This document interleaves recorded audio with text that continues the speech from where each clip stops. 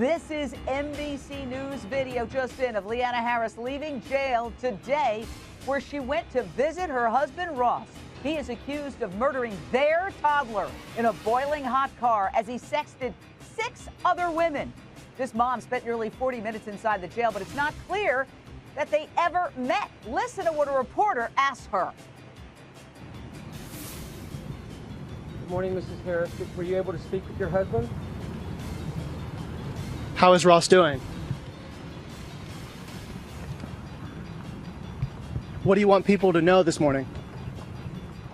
So you saw her shake her head there. Is it possible he didn't want to see her after all the shockers that came out in court?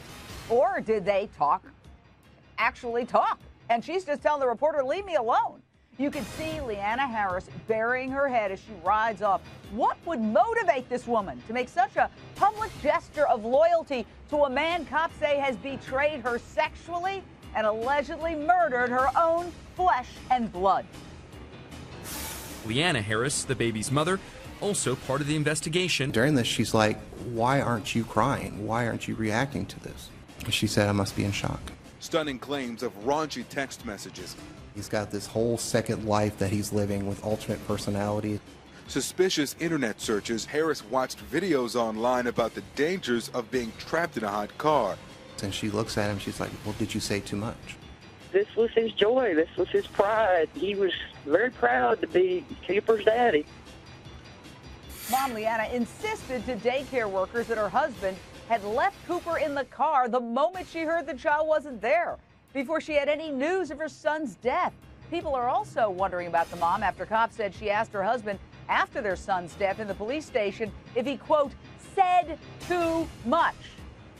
Police say Daddy texted photos of his private parts to 6 different women when he was inside his office. Meanwhile, out in the parking lot, little Cooper, his own son, is suffering an excruciating, torturous death inside his sizzling hot SUV. Why would this woman, this wife, want to visit him after learning he's got a double life with a slew of other women? Or was she already aware he cheated, as prosecutors believe? Call me, 1-877-JDM says, 1-877-586-7297. I want to hear from you. Straight out to our fantastic Lion's Den debate panel. Begin with Lisa Bloom, Avo.com legal analyst. So many people, Lisa, are outraged that she would want to visit this man after all the hideous secrets we've learned. I can't understand it. Why?